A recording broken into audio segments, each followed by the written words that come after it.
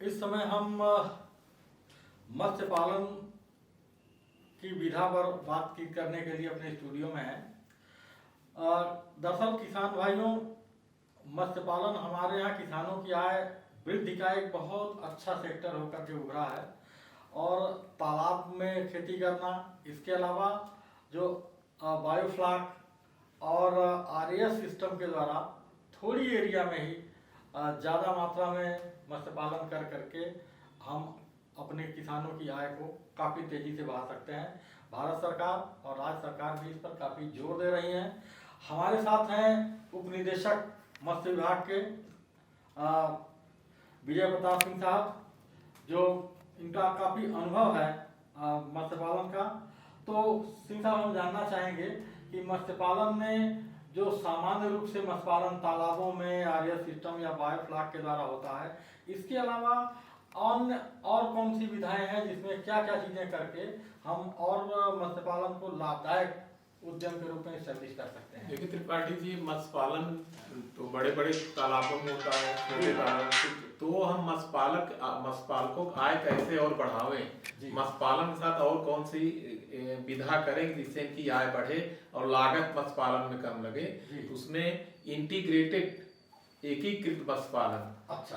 तो एकीकृत मत्स्य पालन है कि हम मत्स्य पालन के साथ कैसे डेयरी के साथ मत्स्य पालन करें, पिगरी के साथ, सुअर पालन के साथ मत्स्य पालन, मुर्गी पालन के साथ मत्स्य पालन, बत्तख पालन के साथ मत्स्य पालन करें, जिससे ये जो उनके जो सुअर के जो स्ट्रीट होंगे, हाँ, वो खाद के रूप में मछली को मिलेगा।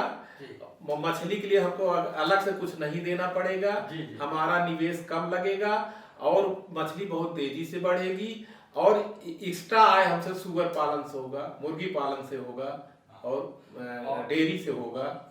या हम तालाबों पे परवल की खेती कर दें, बंधों पे, या बनाना लगा दें। मतलब एकीकृत मत्स्य पालन यही है कि तालाब के साथ साथ और एग्रीकल्चर से संबंधित, हार्टिकल्चर से संबंधित करके हम अधिक से अधिक मत्स्य पालन आय उत्पन्न करते हैं। कई विधाओं को एक साथ करते हैं। हाँ, पशुपालन भी हो, पिगरी भी हो, बत्तख भी का भी उत्पादन कर सकते हैं और मुर्गी पालन भी आप करते हैं और मत्स्य पालन भी करना।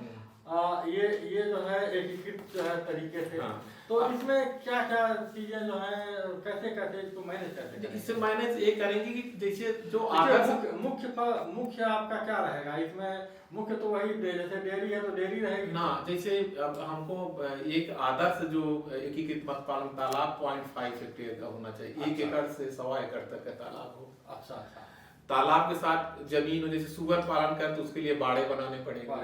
तो हम जैसे 0.5 के साथ जब 40-50 सुअर रखेंगे, तो हमको जहां तक है कि करीब 4.5 लाख, एक तो हमारा 50 से 60 हजार इन्वेस्टमेंट कम हो जाएगा तालाब में, जो हम खाद डालते हैं, गोबर डालते हैं। पानी कम लगेगा, क्योंकि खाद से पानी में वो आ जाएगा, कीचड़ आ जाएगा, तो पानी कम लगेगा। और इससे मछली से जहां हमको 4,50,000 रुपए मिलेगा और अतिरिक्त इनका करीब 60-70 हजार जो है सुअर से हर वर्ष मिलेगा। तो माने 1.5 के तालाब में सुअर और मछली जब करेंगे, हमको 5-6 लाख पर ईयर की इनकम होगी। यानी कि जो मुख्य जो है मछली ही रहेगी, मुख्य मछली रहेगी और सेकेंडरी जो है वो सुअर पालन रहेगा। अच्छा, ये जो डेयरी है उसमें डेयरी में अगर हम जैसे 8 भैंस 4 भैंस 8 भैंस का लेते हैं, इसमें भी करीब 6 लाख रुपए दोनों मिला के 4.5 लाख रुपए जो है मछली से होगा और रेस्ट जो है करीब 2-2.5 लाख रुपए दूध से हो जाएगा।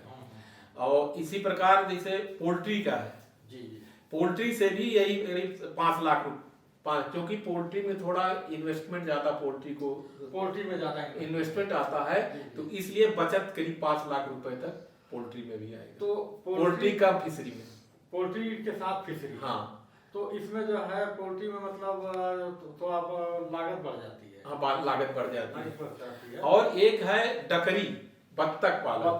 हाँ, ये सबसे ज्यादा उपयुक्त है, इसमें कुछ नहीं लगना है जी। और सबसे उपयुक्त बत्तख है खाकी कैम्बेल ऑस्ट्रेलियन डक होती है, जो कि एक बत्तख साल में 300 अंडे देती है, तो माने 300 दिन अंडे देती है। यानी ये 365 दिन में 300 अंडे अगर 60 बत्तख पाले हैं तो 18,000 अंडे हुए। तो इसमें लागत बहुत कम है, जो प्रॉफिट जो है करीब इसमें 5-6 लाख रुपए, 4.5 लाख रुपए फिशरी से हो जाएगा। जी जी जी। और करीब 2-2.5 लाख रुपए बत्तख के अंडे से भेजे। और वो खाकी कैम्बेल 2 साल 3 साल तक लगातार चलेगा। और ये भी कि वो तालाब की जो है सफाई भी करती रहती है, सफाई करती रहती है, कोई गंदगी नहीं रहती है और कीड़े मकोड़े भी एक चीज और बताएं, जैसे आपका मुर्गी पालन है और पिगरी पालन है, तो हम जब तालाब बनावे तो उसमें नीचे पाइप दे दें।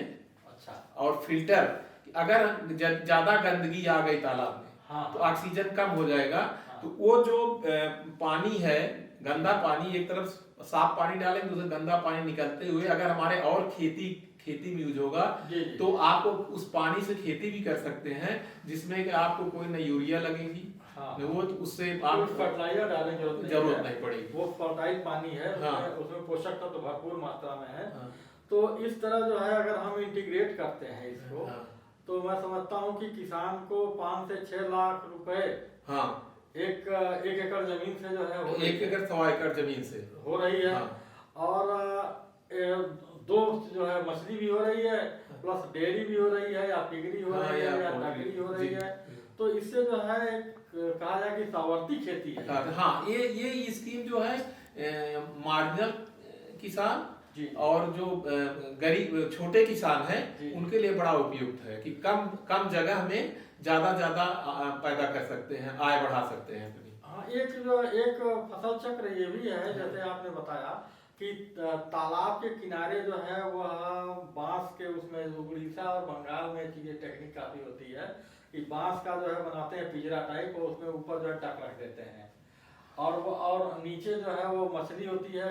और फिर आधे खेत में जो है खेत में जो है धान जो है वो रोपा जाता है, 1/10 उसका जो है वो गड्ढा के रूप में होता है। वो वास्तव में पैडी कम फिश कल्चर कहा जाता है। पैडी कम फिश कल्चर भी एक एकीकृत मत्स्य पालन ही है। उसमें होता क्या है कि कौन लो लाइंग एरिया है, लो लाइंग एरिया है तो एक कुछ एरिया को 1 एकड़ 1 बीघा 2 बीघा गड्ढा कर देते हैं। तो मछली उसमें पली रहती है। जब बारिश आता है तो वो पानी भर करके पूरा फैल जाता है, जहां हम धान लगा देते हैं तो पूरी मछली पूरे खेत में फैल जाती है। हाँ, तो एक तो जो खाद जो धान के लिए उतनी खाद की जरूरत नहीं पड़ती, उनके कीड़े मकोड़ों को खाती रहती है। तो इसे कहते हैं पैडी कम फिश का। ये उधर बंगाल में, त्रिपुरा में, उस एरिया में जहाँ उस एरिया में इसका पैडी कम फिश कर। इसमें 2 तरह भी था, एक तो तालाब पर सब्जी कर लेते हैं हमें, इसमें 2 तरह, एक तो ट्रेंचेज बना के, एक ट्रेंचेज ये चाइना का है, ये ट्रेंच बना करके खेत के चारों तरफ नाला टाइप बना दिए, एक तरफ बंधा बना दिए, दूसरा वाला नाले जो पोर्शन उसको खेत के टाइप कर दिए। तो नाले में पानी भरा रहेगा, उसमें मछली रहेगी। बरसात में जब पूरा भर जाएगा तो पूरे खेत में तो उसमें मछली बहुत तेज बढ़ती है। इसमें जो एयर ब्रीदिंग फिशेज होती हैं, जैसे आपका मंगूर है, ये सब मछलियां ज्यादा पाली जाती हैं, जो कि कम पानी में ऊपर मरती नहीं जल्दी। अगर पानी भी कम हो गया तो मरती नहीं, क्योंकि एक्सेसरी आर्गन होता है सांस लेने के लिए, वो गिल से सांस लेती ही हैं, उनके पास एक्सेसरी आर्गन भी होता है। ऐसी मछलियां, और इन मछलियों की कीमत 800 से 1000 रुपए प्रति किलो होता है। तो ये पैडी वाले, जैसे अपने यहाँ पूर्वांचल में बहुत सारे महाराजगंज और सिद्धार्थनगर सब जिले हैं, तो वहाँ पर संत कबीर नगर है, जी लो लाइंग एरिया, जहाँ पर जो है इसकी खेती भी, मतलब धान के खेतों में भी की जा सकती है। तो सिंह साहब, आपका बहुत बहुत धन्यवाद कि आपने जो है एक अच्छी टेक्निक के बारे में बताया, जिससे किसान मछली के साथ ही साथ अन्य एकीकृत रूप से बहुत सारी चीजों को अपना करके, डकरी है, पिगरी है, डेयरी है, इन सारी चीजों को अपना करके, और धान के साथ भी साग सब्जी भी कर सकते हैं और अतिरिक्त आय उनको प्राप्त हो सकती है। बहुत बहुत धन्यवाद। और दर्शकों, आपको जो हमने बताई है टेक्निक, इसको जो है हमारे चैनल को आप लाइक, सब्सक्राइब और शेयर करें, ताकि ज़्यादा से ज़्यादा लोग जान सकें इसके बारे में जानकारी प्राप्त कर सकें और इससे लाभ उठा सकें।